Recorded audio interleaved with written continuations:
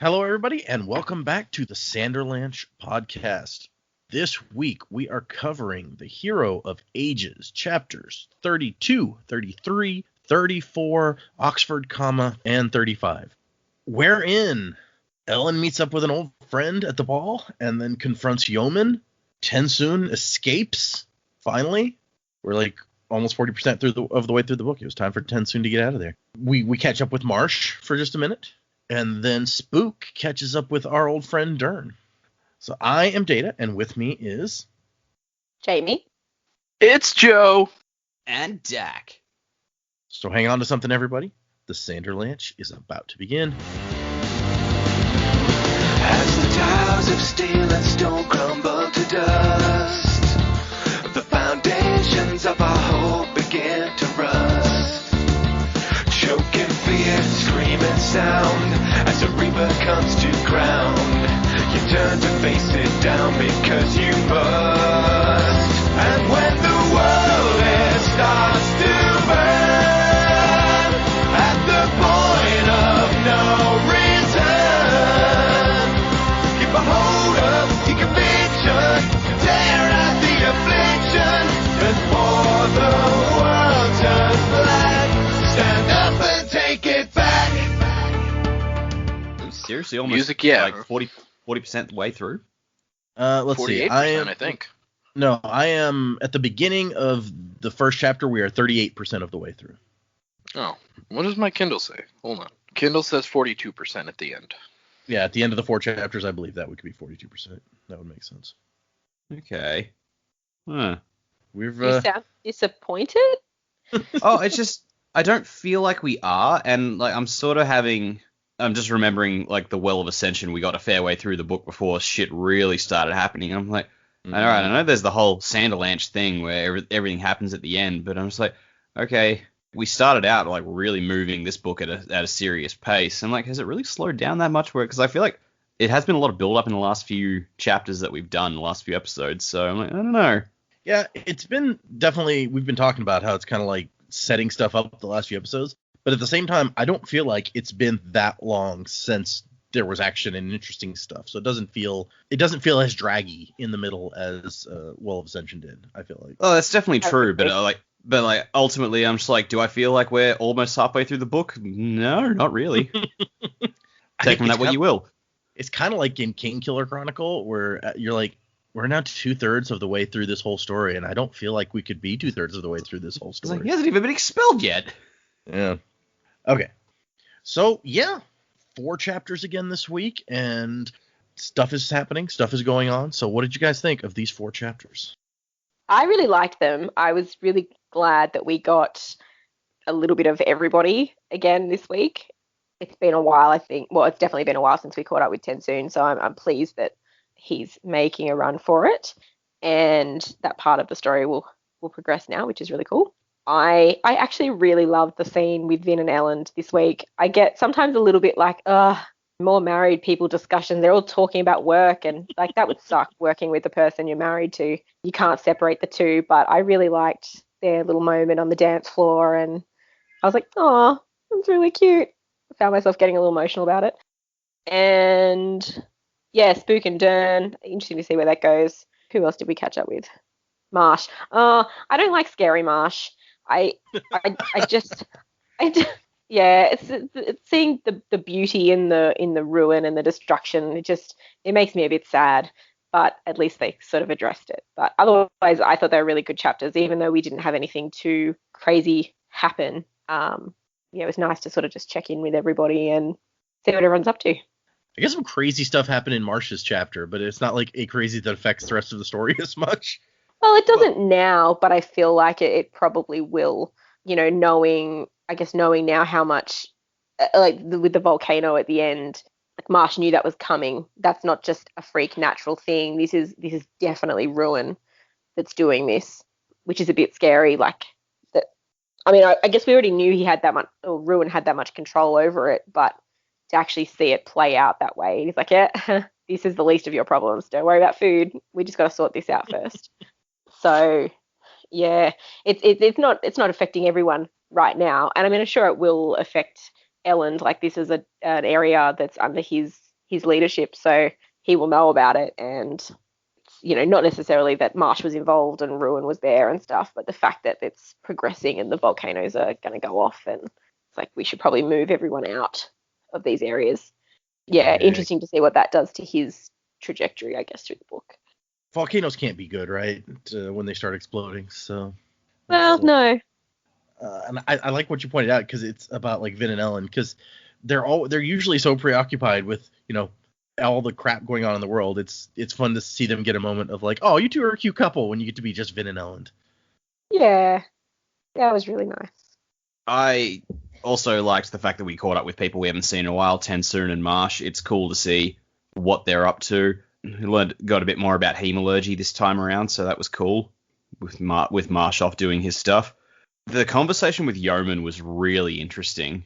I liked seeing how his character played out, and it's like, while he's very clearly aligned against our heroes, and that ain't gonna change, I could see his view, I can understand his view. I'm like, all right, I sort of get you, and I can't really argue with some of what you're saying. So that was a really cool little wrap up there, like finally culminating in seeing this guy. Yeah, it's probably not the most exciting thing in these chapters, but like how you can't really beat one TenSoon finally doing his dog out of hell act, and then Marsh Walker just like doing the whole cool guys don't look at explosions as a volcano goes off behind him, and he's like, there it is. That's true. Now you got me picturing it. He's just like, yep, strolling away, not looking at. Yeah. Marsh's thing is like a total Bond villain moment where he's just walking away from the place as it blows up, and he's just like, suckers. Foolish people worrying about food. Yeah. But I like Yeoman in that he's, once again, a different kind of bad guy from any of the other ones we've had so far. And he's weirdly reminiscent of, like, Elend, which you can tell when they get into their conversation, and they both read these philosophers and stuff that Elend wanted to create his government based on. And so it's weird that a guy who's got, like, kind of similarities to Elend in the way that he thinks and does stuff, and that guy and Elend would get along so badly. Yeah. It's sort of the impression I got with, like, people can debate whether or not this is accurate on the Discord. It sort of reminded me of the end of X-Men First Class, where Magneto is like next to Sebastian Shaw, and Shaw is pinned by Professor X, and Magneto just like looks at him and goes, look, for what it's worth, I think you're right. You killed my mother, so, and then he just like, it's like, look, we have a very similar ideology, but you did this, and I will never forgive that. So I got that impression out of him. I thought, oh, this is cool. I like this guy. And at the end of the day, I guess Elend and Vin did disrupt what they had, and he's just trying to do the best he can for his people and go like, well, you've left us with no government. This is what we've put together, and we're making it work, and everyone seems to be somewhat happy with it. So why fix what ain't broke? Yeah, it's like don't like we have managed to get some sort of stability. How dare you come and try and take it away from us? Yeah. And so even though they like fundamentally their views seem to line up, there's like, yes, we all want the same thing. Absolutely agree with you. We cannot work together. Like it's a really sticky situation for them to be in. But also just some people, they find it hard to forgive you when you kill their god. Yeah. So the first chapter, here's the thing. I wrote all my notes down, and then I think Kelsey threw away my notes. So it's okay. I'm going off memory here. First chapter was kind of lovey-dovey, which I think Jamie mentioned, which, wasn't bad, but it also was just different. I don't feel like he does a lot of that stuff in these books. So it was definitely different. The Yeoman conversation aggravated me because you'd think a guy like Yeoman would get along with Elend, and then they don't, and you're just like, oh, this kind of sucks. Because, Elend is like 100% right here. It's like, look, it's going to be better if we just work together. And Yeoman's like, no. So that was obnoxious. And then TenSoon stuff is always awesome. So cool. I wish the whole book was just about TenSoon. And Spook stuff was meh. He acts all tough, goes into Dern, kicks down the door and stuff. So that was all right. Yeah, and the Marsh stuff was just kind of sad and creepy. So, it's still, I think we talked about this, still a lot of setup going on here, but still good chapters. Not anything to write home about, but also definitely worth a read. Fair enough. I guess let's get into these 4 chapters this week. The first epigraph we have is about allomancy and how it's obviously of preservation. The rational mind will see this.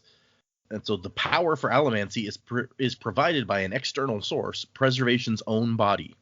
So I feel like rationally that kind of made some sense. But then you've also got TenSoon in the last book that was like, you are of ruin.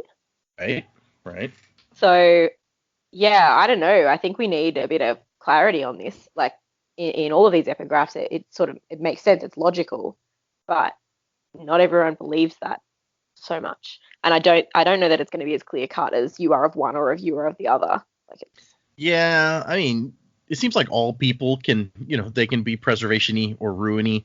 So it's hard to believe that they could be fully of one or the other if they are by nature of either one, I guess. Yeah. So I guess humans could be like unrelated, but this power is from preservation. True. Yeah. I hadn't thought about it that way. Yeah, it's definitely forming some things. I mean, this goes along with what I predicted earlier in the book, or maybe it was at the end of the last book. I don't remember.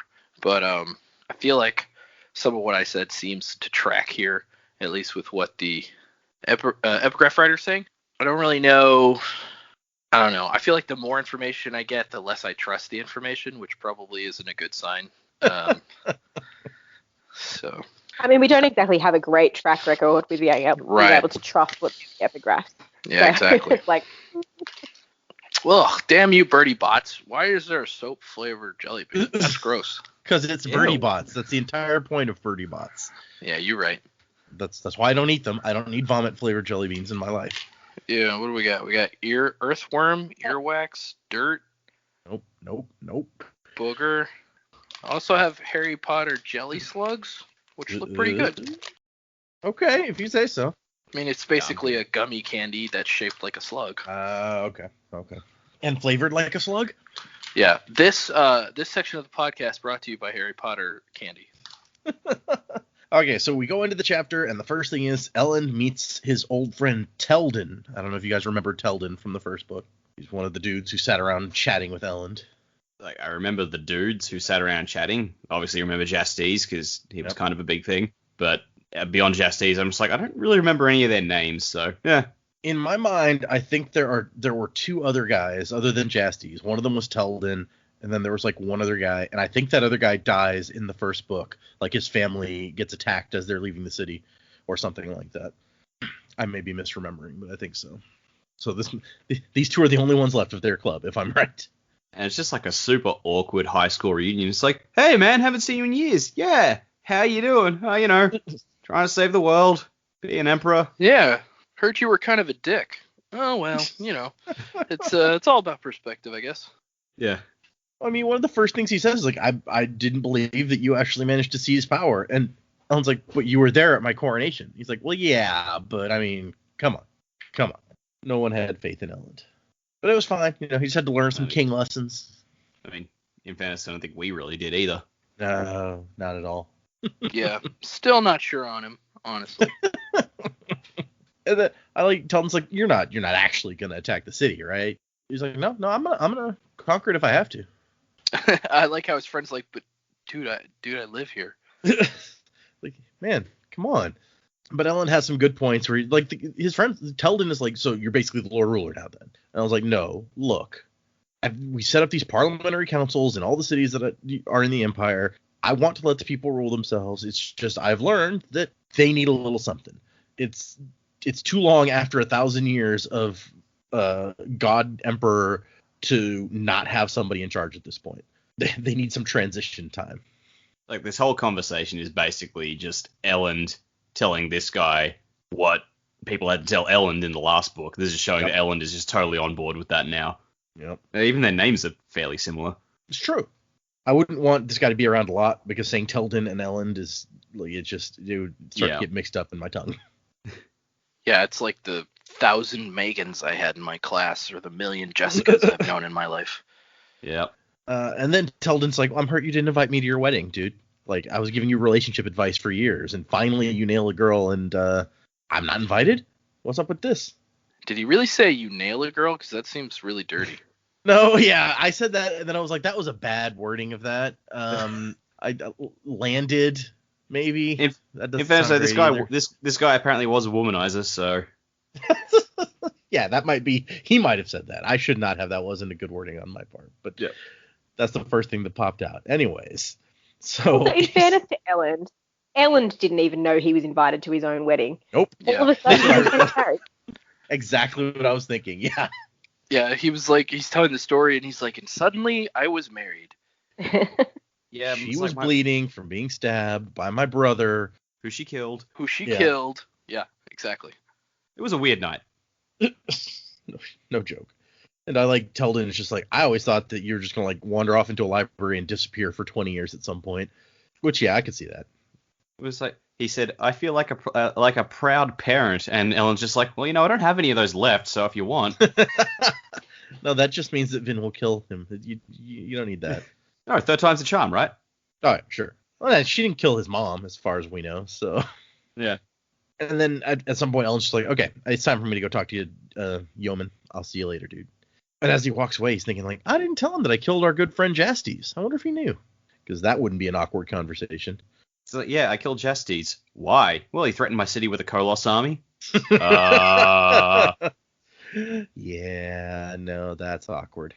And so yeah, he goes up to Yeoman, and they get into a conversation, and it says it in the text, but it's just amazing how quickly Elend falls back on this being just like insouciant, maybe the right word. He's just obnoxious talking to Yeoman for no reason, really. Did you forget all your diplomacy lessons? Yeah. He's back in his old, well, not his old stomping grounds, but it's like coming home after you've changed a lot from being an adult, and then you like fall back into your old accent. He's just falling back into his old, like, being a shit heel to people. He's like, I'm terribly rude. Bad breeding would be my guess. Yeah, I could buy that. We met his family. And he tries to come back from it a couple times where the yeoman's like, oh, you think this is a game? He's like, no, this isn't a game. This is really serious. I'm just trying to do the best we can. And then he immediately comes back and insults the guy by being like, you can't hate me because of my good looks, although compared to your face, anybody would be good looking. And it's like, really, dude? Seriously? And Yeoman's just like, how did you end up at the table of negotiation? And it's like, yeah, that's a good question. I did like his answer, though. Yeah. Trained by a surly Mistborn and a sarcastic terraceman and a group of disrespectful thieves. And I was already insufferable, can't talk to begin with. But kindly continue with your insult. I didn't mean to interrupt. That's a good one. Yeah. And Yeoman has some good points where he's like, I hate you because you're a hypocrite. Like, you claim to want this like form of government, and then when the people chose First and Penrod as their king over you, then you just overthrew them. And it's like, okay, well, it wasn't that simple, but at the same time, yeah, no, like I kind of did that thing. And when he tries to talk his way out of that, Yeoman's just like, okay, so there's a flaw in the system. That who set up? Oh, you. But even then, he immediately goes into what I think is the real heart of his whole stance here. He's like, yeah, the system that you set up, the one that replaced the one that had been in place for 1,000 years and worked perfectly. He's really mad because the Lord Ruler got overthrown and his part in the government has been like completely overturned. Presumably he was an important guy in the government as a high-ranking obligator or whatever. And then all of a sudden it's like, oh no, the Steel Ministry doesn't mean anything anymore. Only a man chosen by the Lord Ruler has claim on authority. And then I like the very philosophical discussion they get into about the different people who wrote these various things. And Yeoman's like, no, that one guy was a heretic. And Ellen's like, yeah, but does that make his theories invalid? He's like, no, it shows that he was stupid because otherwise he wouldn't have gotten himself executed. It's a very Goodwill Hunting bar scene here. It kind of is. Yeah. He's like, now you're going to start talking about so-and-so, and I know you don't really know because that's all you've been reading, and next you're going to do this, and, it's very Goodwill Hunting. Do you like adium? I found the cash. How do you like them adiums? Oh, we didn't mention that. The yeoman, the king, is sitting there with like a bead of adium dangling over his forehead. Yeah. I don't like the sound of them adiums, Will. What are we going to do? Elend? Vin? Yeah. It's hunting season. Big season. Oh, gosh. Applesauce, bitch. Adium sauce? No, that didn't work. But, yeah, Elend at the end tries to be earnest and make it. He's like, look, just let's make a deal. I don't want this to turn into like a fight. I want us to be able to work together to save as many people as possible. And Yeoman's like, yeah, you can't intimidate, bribe, or influence me. Some men can't be intimidated. Some men just want to watch the world burn. Elend comes back with another, like, because Yeoman's like, if you hadn't marched like an army up to my city, then maybe we could have talked. And Elend's like, well, before I marched the army up to the city, I sent a bunch of messengers, and you refused to see any of them. And Yeoman's just like, oh, well, whatever. And that's where Elend kind of reaches out and takes a risk here. And he's like, I'm going to be straight with you. We need to know about what's in the storage cavern. We need to know what the Lord Ruler left to help us survive. That's the reason we're here. And he can tell that Yeoman knows what he's talking about, but Yeoman turns back. He's like, I don't know what you're talking about. And Yeoman comes down with, he's like, you're making another mistake. I don't care if you attack us. It would be better for my people to fight and die than to be ruled by the man who overthrew our god and destroyed our religion. So if he's serious about that, I think that makes him kind of a religious zealot, which is maybe not what you want in a king necessarily, but it also could just be an excuse that he's using. I don't know. I feel like Yeoman has a bit more integrity than some of the other human villains of the series so far. I'm not going to disagree with that. From what we've seen, I mean, if we're comparing him to Straff or Set or something, then that's not a high bar. I mean, it's low bar still. And then they're like, okay, that's how it's got to be. And Yeoman says, I can expect an attack in the morning then. And Elend's like, no, your people aren't starving yet. I'll get back to you in a few months. And then we get the scene. He comes up while Vin's with her new posse. And he's like, excuse me, ladies, I am super rude, so I'm going to take my wife and monopolize her. And she realizes he's leading her to the dance floor, and she's like, wait, what? Seriously? Because they've never danced together. And they're going to have their first dance. It's super cute. And then he pulls out a book.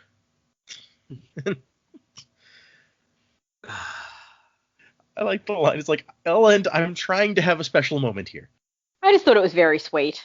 It's like classic reliving their meeting, even though they'd never danced together. But I was like, of course he pulled out a book. Like, that's pretty cute. I know it's probably frustrating, but it's a bit cute. Like, he did take the time to make sure it was the same book he was reading when they first met. So, like, yeah. He clearly put a lot of thought into it, which is kind of sweet in its own way. But it's also just like, oh my god, really?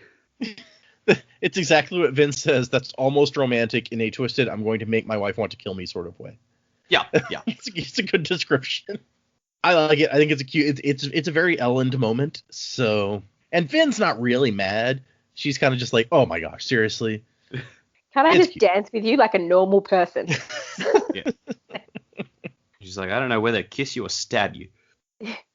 And then they dance, and they've got pewter, and they are extremely light on their feet and very, I don't know what the word I'm looking for is actually, graceful. That's the word. They spin with the grace of allomancy, and so it's the room grew hushed as ever. It's one of those movie moments where everyone just gets quiet and watches two people dance for some reason. And I was just thinking, like, you could totally translate that easily into film, where everyone's just like watching these two dance in a movie about this book. But at the same time, it's hard to communicate, oh yeah, they were able to dance extra gracefully because of their allomancy in a movie, without having somebody be like, look how graceful they are. They're allomancers. Or maybe they just pull off some fancy tricks. Yeah. Jump into the air, do some crazy spins and just like a triple Lutz or something. Yeah. You just hear, I had the time of my life, and I never felt this way before. Then they do like a cha-cha thing. She jumps up into his arms. Yeah, you got to get the lift in there. Yeah, obviously. And then the band ruins it by playing Come On Eileen. But then these two have a discussion, which I feel like maybe they should have had elsewhere, where it's like, by the way, there's another ball in a few weeks at the Canton of Resource, hosted by Yeoman, and I bet you that's where the supply cache is hidden. We could totally go and try to sneak in. And it's like, you don't think maybe he has like a tin eye listening to you guys or something? Just, it seems like maybe this isn't the best place to have this talk. Also, he's probably pissed enough that you came to this party. If you come to another one after, like, because, sure, they rock up, they have the conversation, like, he's had the conversation with Yeoman. Yeoman's like, all right, that's what you came here for. Now fuck off. And then they come back to the second one. He's like, I've already told you to fuck off. Now I'm pissed. And they will have lost the element of surprise next time. So they're already going to be on edge that they're going to turn up. So Yep. Yeah. yeah. It just seems like maybe it's not going to go as easy as they seem to think it will. But then they have a very dramatic exit where Vin flies through the air, and then Elend's like, "Thank you so much, everyone. Anyone who wants to escape the city will be allowed passage through my army." And then he flies off as well. Just mic drop. Yep. And then we cut to the next epigraph where we learn about hemalurgy. So allomancy is of preservation, and hemalurgy is of ruin. And we find out that it takes power and gives it to somebody else, but at a reduced amount. You lose power in the transfer. And he gives us an interesting little tidbit, this epilogue writer, in line with Ruin's own appointed purpose, breaking down the universe into smaller and smaller pieces.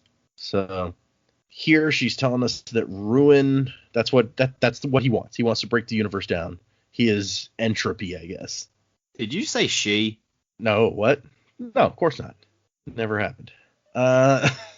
Wait, what? Yeah, I missed it too. Okay. Yeah, you're just making things up. You're crazy. What'd he say, Dak? What did we miss? I have to wait till we listen to the recording. When he was talking about the epigraph, he said, "Oh yeah, she's telling us." Oh, he's full of shit. Don't listen to him. Actually, I'll lay it out for you. I actually said he and she at different points during the discussion of that epigraph, just to give equal time to both possibilities. Yeah, to be a I definitely heard a he early on. Yeah. Okay, I missed that one. He's totally messing with us. Don't listen to him. Don't ever listen to him. It's working data. Yeah. No one will suspect. Okay, sorry. This chapter starts with the word humans, and in my brain, my mind went to human, the Kolos, and I was like, oh man, are we talking about human again? But no. Are we getting a human perspective chapter? Human lift thing. Other small humans not under it. That would be amazing. I would love to know what's going on in human space. It's like he has all those really short, clipped passages where it doesn't use proper grammar, but then halfway through he goes into this massive philosophical discussion. It's like, human contemplated human's place among stars. What is life? What are people to human? It makes me think about the that new Suicide Squad trailer where like King Shark holds up his hand. He's like, hand. Yes, that's your hand. Very good. Human. Why humans so big and other people so small?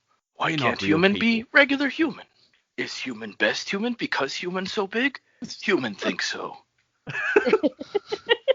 Well, there's other Kolos who are bigger than humans, so, and he feels like they're all human, right? So those Kolos are lie. Human is only human. The only human in the whole world. Yes. Okay. Sometimes human think, why hands so big? Other times you would think, why hands so small? My brain's just gone to Drax in Yeah. one of the Infinity Wars when he's mastered the art of invisibility. Yeah.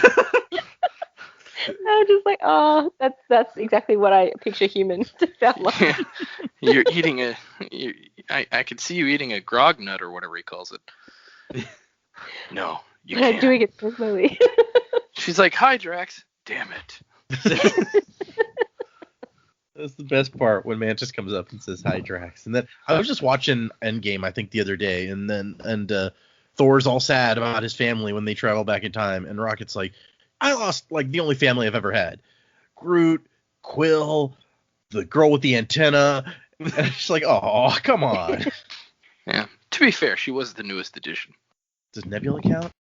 Kind of knew her. I guess. I mean, they knew her beforehand. Yeah, like he didn't lose Nebula history. Yeah, that's true too. Okay. TenSoon is let out of his cage, and all the Conjure are staring. He says they're too orderly to be like humans, throwing things or yelling curses, but he can feel their disdain nonetheless. And they've all got bones made of steel or glass or rock or wood. Oh, I can't wait to see that on the screen when these movies come out. Right? Would look very Crystal cool. body, huh? Seems pretty stupid, like TenSoon says. Yep. But he also says that the reaction of the crowd shows that what the second generation intended by displaying him in a cage for a month or whatever, it worked. Everyone is just there's no sympathy for him now. Everyone is disgusted by the greatest criminal in Conjure history. Okay, so we go and Conpar is there. We talked about him. He's the recurring Condra villain at this point. It's always about Conpar. I keep getting him mixed up with Varcel. Yeah, I think Varcel's one of the 5th generation, right? Like he's the. I think Varcel was the guard. Yeah, like one of the guard guys. Exactly. I think that's right. Conpar sounds like the fake judo baton trampoline game they play in Star Trek. What is that? Greasy Squares? Yeah, I don't know why Conpar made me think of that.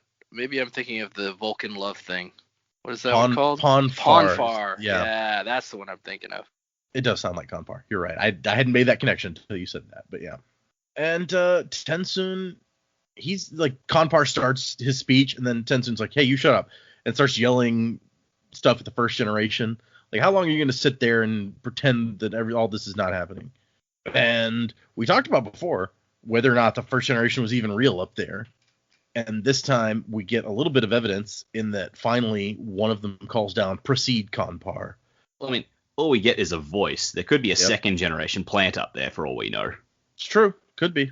But it's the first evidence that we've had that there's anything going on up there. Like, up till now, they've just been, like, silent and still. Yeah. My theory of cardboard cutouts has gone out the window. And everyone gasps. The 1st generation never spoke in the presence of lessers. Jerks.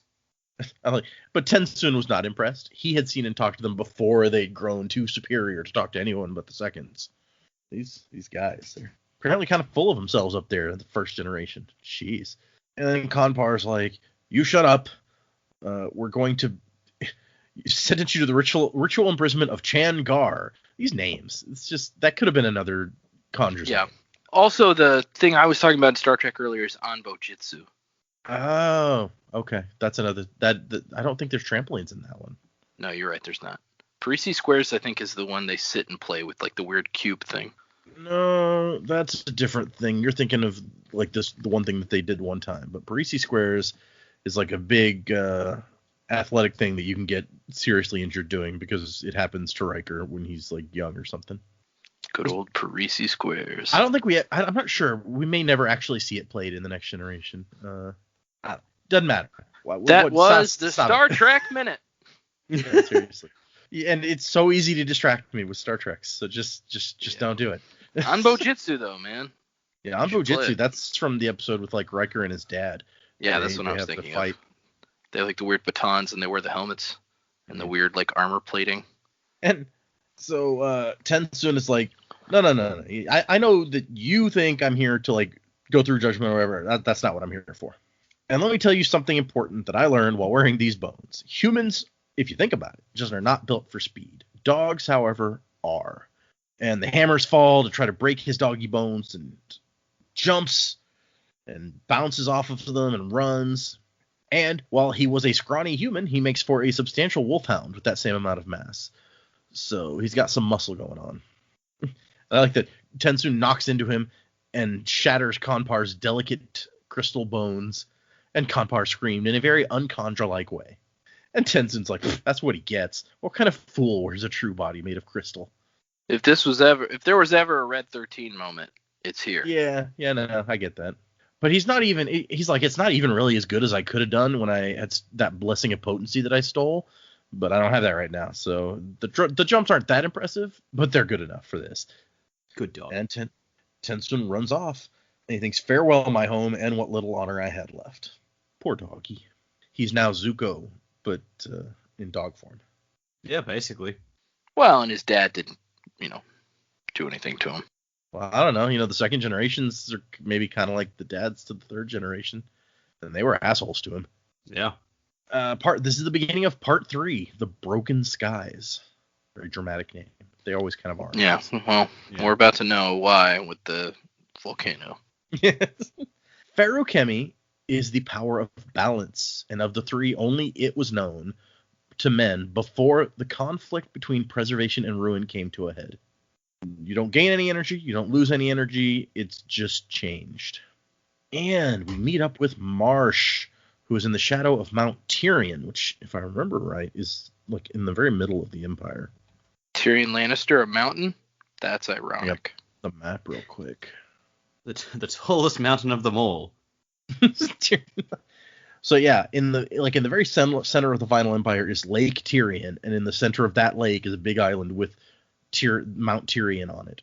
It's actually pretty close to Luthadel. I think it may be the closest one to Luthadel, the book says. Well, didn't we have that whole talk last book because like there was a mistake about where it was located in the text? Yeah, that's true. I think that may have been one of the ones that was accidentally written as being in like the southeast or whatever. It's a good point. But I think it's interesting that apparently there's like this decent sized village like living on this island out in the middle of the lake that in the shadow of the Ash Mount. I also wonder how this exploding volcano so close to Luthadel is going to affect them back there. We haven't really seen Luthadel at all this book. Ash Mount Shadow, new band name, I call it. So yeah, we get some more of, as I think Jamie pointed out, Marsh's kind of depressing perspective as he's thinking about how amazing everything is. And it's like there's a small piece of him that's still free, but that part is sleeping. So the Ruin thinks he's given up. Yeah. He's got something in mind. The ashen sky became a thing of bespectacled beauty. The death of the world, a blessed event. So Marsh is showing up. He's going to one specific building for a very specific reason. And he's got some of the little metal triangle things that we saw in the first book that apparently were once used for the Lord Ruler's ceremonies. I don't know how like little sharp triangle razor thingies are for ceremonies, but whatever. None of my business.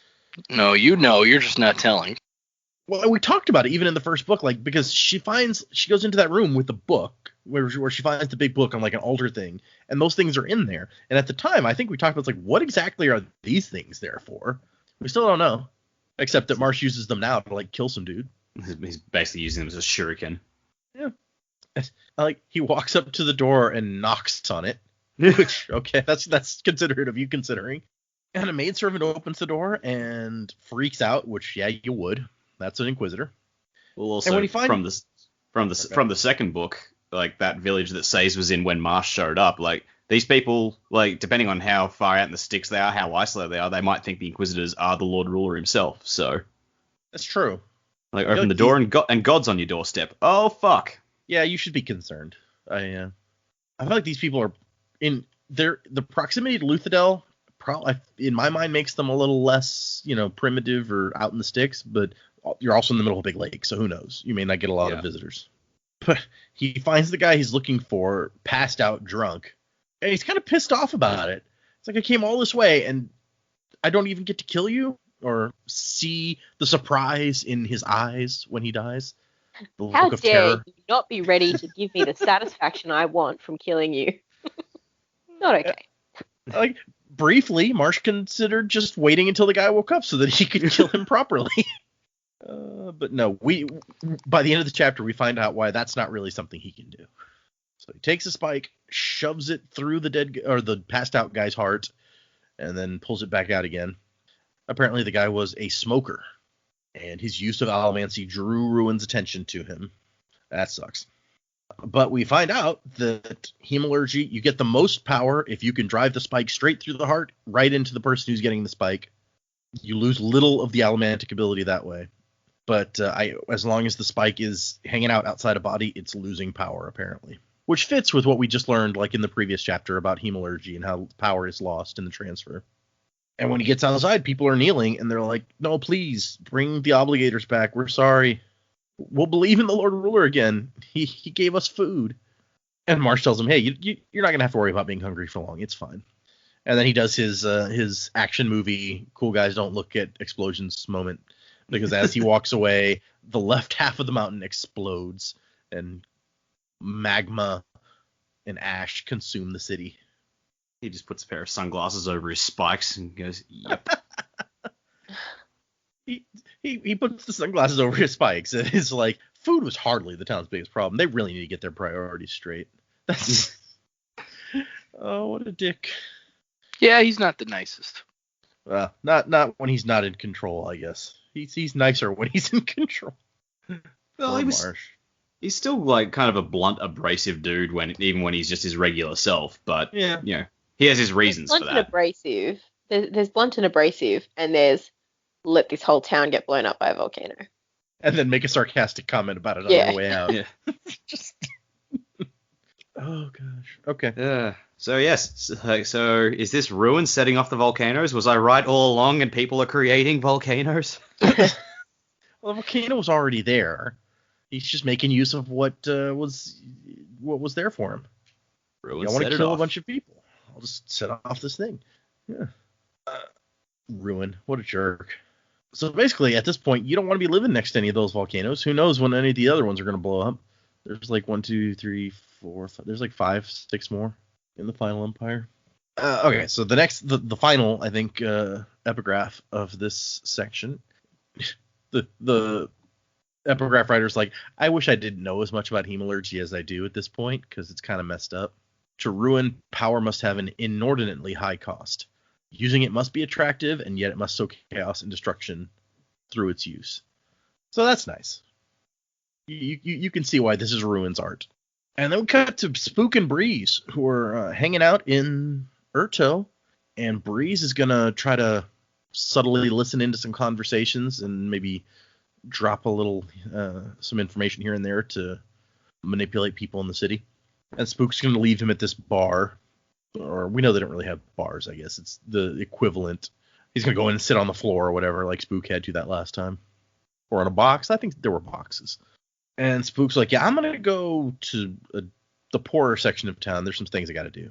And Breeze is like, oh, hey, no, poor people. They're more likely to talk than richer people. Maybe I should go with you. And Spook's like, no. You stay here. You kind of stand out. And like Breeze is like, I'm wearing these dreadful clothes, aren't I? And Spook's like, yeah, but you have a bearing, and you don't have that much ash on you. And like Breeze is like, hey, I was infiltrating the lower ranks before you were born. And then Spook's like, okay, fine, let me put some ash on you. And Breeze is like, never mind, just go. Forget about it. That's a line. Yeah, there's some things that Breeze won't do for infiltration, and you found the line. Rubbing myself in dirt? Yeah, not doing that. Which is silly, because, I mean, your entire life, everything covered with ash. I don't feel like that you're going to be squeamish about that at this point, but it is Breeze, so who knows? Yeah. I guess there's a difference between being just sort of covered in ash because it's everywhere and then deliberately rubbing it into your hair and your face. And Yeah, okay, no. No. But what Spook is really doing is he's going to find Dern, one of the leading figures in the Urto underworld, and the guy that we have met previously. Part informant, part beggar lord. And so yeah, he walks up to the place where Dern hangs out, kicks down the door basically. Wait, back up. Okay. Wait, you're skipping over the part where fake Kelsier says, yeah, I never really liked Breeze. I'm like, yeah, dead giveaway. Kelsier loved Breeze. That's not Kelsier. That's not cool. That's true. Yeah, I'd kind of forgotten about that too. Yeah, he's Kelsier whispers. I never did like him. Yeah, definitely not a Kelsey thing to say. And then when he gets to the guards, what does Kelsey say again? Might need to kill these guys. Oh, this sounds familiar. Yeah, sure does. But at least Spook is not totally down with whatever Kelsier is saying, because fake Kelsier or whatever, or maybe real Kelsier. I'm just going with what you guys said about fake. I mean, Kelsier, neither was Zane, but yeah. I mean, he wasn't down to kill everybody. That's true. And neither was Marsh early on. Marsh never seemed to have a whole lot of choice in the matter. No, but he was an Inquisitor before, like he still was true. on their side. Yeah. So it's sort of really since Ruin got released that it's been, I guess, harder to resist those urges. But the Inquisitors were batshit crazy at the end of book 1. Marsh wasn't there yet, but he was also the most recently converted. So Right. Maybe it just takes a bit of time. You've still got that.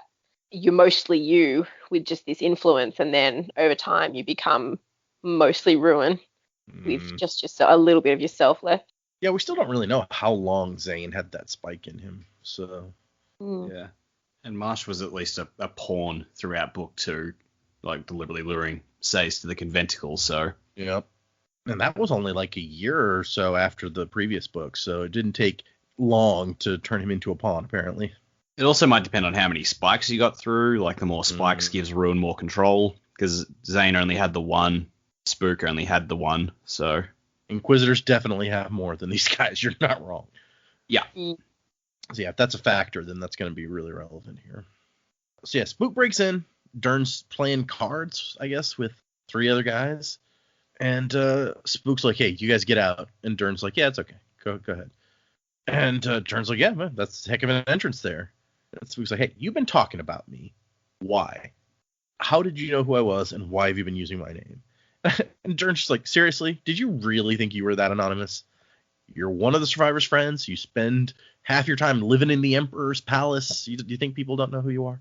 Which, that's not good for a spy. That's unfortunate. And then Dern's like, also, you're a Tenai. You show up in town spying around and have a seemingly endless supply of money. Like, it didn't take long to figure out what was going on.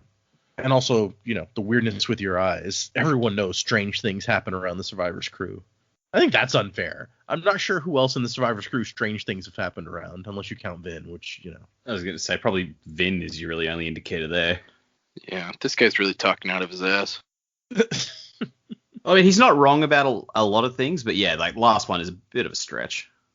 Unless the rumors have just sort of conflated everyone in the crew with the weirdness. Human would listen to Dern and be like, you human think you brain so big, you so smart.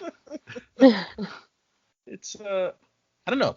For all we know, Spook may be starting, or like the cause of rumors about weird stuff happening around the survivors' crew.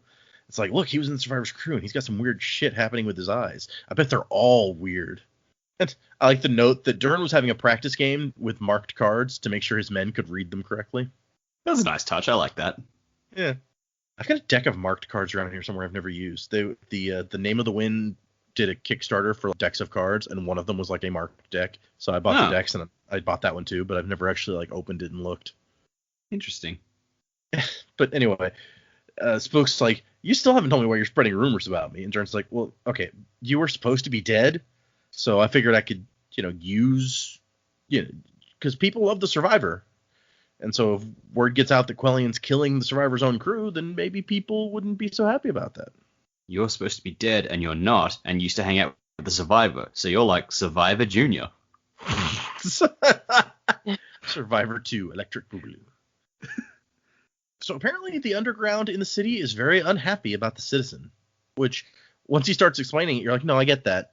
Like, smugglers can't sell anything cool because everyone's scared to buy nice stuff, afraid that the citizen's going to have you executed for being noble. And so Dern's basically like, look, hey, if you and your friends, who I know for a fact are staying in the old ministry building, by the way, if you're going to try to overthrow Quellian, then we're on board. And he directs him to Breeze. He's like, there's a guy over here. Go talk to him. Don't tell him anything about me. So he's trying hard to keep his circumstances on the QT from the crew. Also, he really just kind of leaves Dern alone really easily. It's like Dern says, all right, yeah, like, we'll back you guys up. And Spook's just like, okay, and leaves. Yeah. One face value. I still don't think he's a very good judge of character, old Spook. No. At least it's not a pretty girl. He can't judge anything when there's a pretty girl around. So interesting to hear fake Kelsia's voice when he's next around a pretty girl. He's like, dude, what are you doing? Pay attention, Spook. Damn it. This is not the time. But yeah, Kelsier shows up again after he leaves Dern, and he's like, you gotta kill Quellian soon, man. He's sending assassins for your friends. And then Kelsier... He's going to find your friends, not our friends. Yeah. Well, he never really liked Breeze, apparently, so... Yeah. Again, it's another, like, he would not say your friends. Yeah. And, he was still buddy-buddy with Sazed, and Sazed is still there, so... Yeah, Kelsier loves Sazed. Yeah, they were bros. But he throws out an interesting little tidbit here where he's like, hey, Quellian's an unstable man. Don't wait too long. You don't want to find out how irrational he can be. So Kelsier at least is claiming to know Quellian pretty well. Well, my theory on that is just if he's ruined, he's going to know all Quellian's plans as Quellian speaks them aloud. So he's going to know everything about Quellian anytime Quellian speaks. That's true. Yeah, that would be true. Yeah. And then one of Dern's men catches up with him. And Spook's like, what, does Dern want something? And the guy's like, no, I need your help. My sister got taken by the citizen. Our father was a nobleman, and Dern hid me, but she got sold out by the woman I left her with, which, ouch, that sucks. She's only 7, and he's going to burn her in a few days.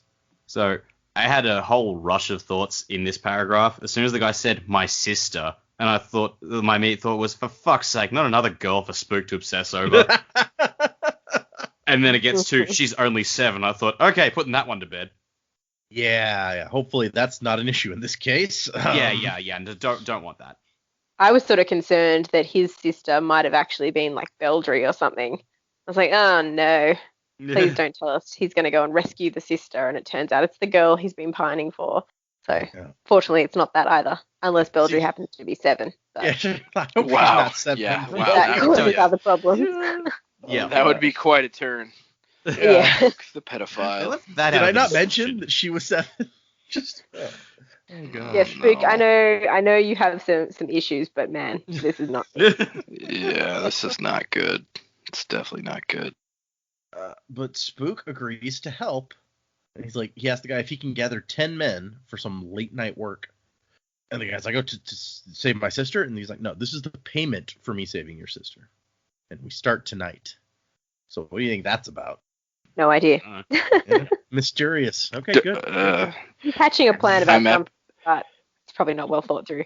Knowing Spook. I'm apathetic came out within at about this 7 point. seconds. Completely apathetic. You're like, I don't care what Spook's doing. Okay, so we can get into, by the way, when you guys read this next epigraph, it's a bunch more interesting information about heme allergies, so be ready for that. Cool. And just, I guess, while I'm on the subject, why not? For next week, we are going to read chapters 36, 37, 38, and 39. So Did you say it right this time? I did. There are 4 chapters, and those are the 4 Those chapters. are them, huh? So let's get into predicments. What kind of predigging do you all have for this week? I say this every week. I don't have a lot more predigging at this point, but I think still looking at some of the earlier stuff that I was talking about. So like Spook, I'm definitely worried about him and where he's going. Ruin's, I mean, I'm pretty sure it's Ruin's voice. Ruin and Spook's interests seem to be aligned at the moment, in terms of getting rid of Quellion. So I feel like while they're still working towards a common goal, no one's going to pick up anything at this point. And especially Spook's going to a whole bunch of extra effort to make sure that no one else knows about his extra power, which is a bit terrifying. We know from last week's chapters that Sazed is sort of onto something, going something's not right, but he doesn't know what it is yet. So I think Sazed will be the one to figure it out, but I think it's still going to be some time before we get there. What happens when Ruin's interests no longer align with the crew's in this particular matter? I don't really know. I don't really know how long that's going to take either, but I think that'll be a bit scary once we do actually get there.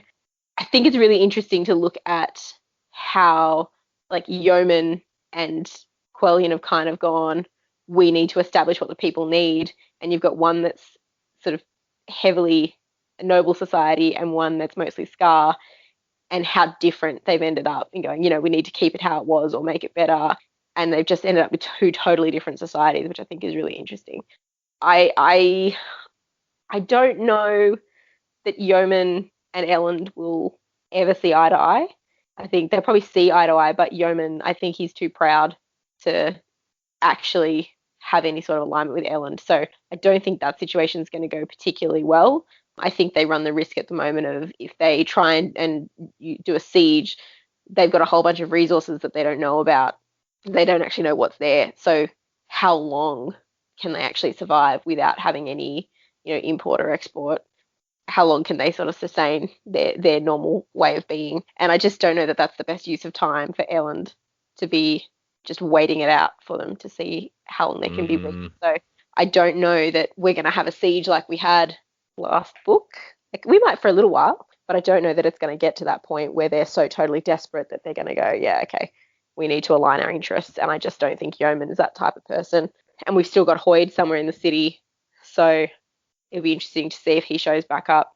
For them going into the ball in 2 weeks' time, if they actually go, they're going to be ready for them this time. It wouldn't surprise me if they had some Alamances, or, I don't know, maybe a Mistborn of their own somewhere.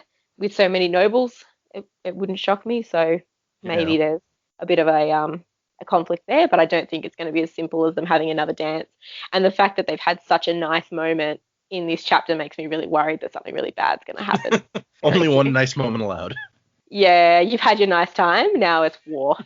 Yeah, I mean, TenSoon, I hope that he sort of lines up with I hope he lines up with Vin soon, but I have a feeling he's probably going to line up with maybe other crew members soon or sooner, and maybe it'll come to light that, yeah, the Vin's wolfhound was in fact the Kandra all along. So, because I still think they don't know that. Yeah, I don't think anyone does, unless she's told them and we just didn't see it. Yeah, but, and I mean, he's gone, so, Yep. you know, no one's expecting to find him again at this point, but yeah, I was really sort of happy with the epigraphs this week, talking a little bit more about each of the metal magic powers. I'd had a thought that maybe with allomancy, like maybe there's a finite amount of allomancy. Like if you, I don't really know how to word it properly, but they're talking about being able to transfer powers. And it was interesting that it started talking about the loss of power in hemalurgy when you're transferring powers from one to the other. Because I was like, maybe, you know, you started out with however many beads of that metal that made Mistborn. You know, as you are having children and they become mistings, and sort of the further away you get from that line, the weaker they are. Is there a finite amount of allomancy, and is hemalurgy trying to put them all back together for, you know, just sort of bringing that more powerful, I guess, concentrated power back into one being, possibly? So I was actually really interested by the loss of power in the transfer if it wasn't being delivered straight through. It explains why you've got, you know, preferably you're driving the stake through two people. Talking about that too, Spook is possibly going to be really powerful because it was instant. The person died straight in front of them. Yeah. Yeah, so I think he's going to be super scary. And I think if he finds out that's how he got his power, and Ruin's all about creating more more people and like Inquisitors and things like that. So maybe we end up with Spook with a few more powers as well. Gonna go around serial killing some people. Yeah. I mean, the first one was, the first one looks like it was by accident, but maybe it wasn't. Who knows how much That's a heck of an accident. Yeah, if it was just completely coincidence, like, wow. Yeah. So it'll be interesting. But anyway, that's pretty much all my thoughts of this week. I don't know if it's actually come up before, but the three magic systems are collectively known as the metallic arts. It probably has. I just am not one with the words, and my memory is terrible. So. But you got an interesting point about TenSoon, like probably finding someone else on the crew first, because he would have no way of knowing where Vin is at this point. Like, he doesn't know anything that's happened since he left before they even found the Well of Ascension in the last book. So he's out of the loop. Yeah. It okay, Jamie. Human not one with words either. Thanks, human. Not a role model. Are you sure? Could be a very important role model for other Koloss. You don't know.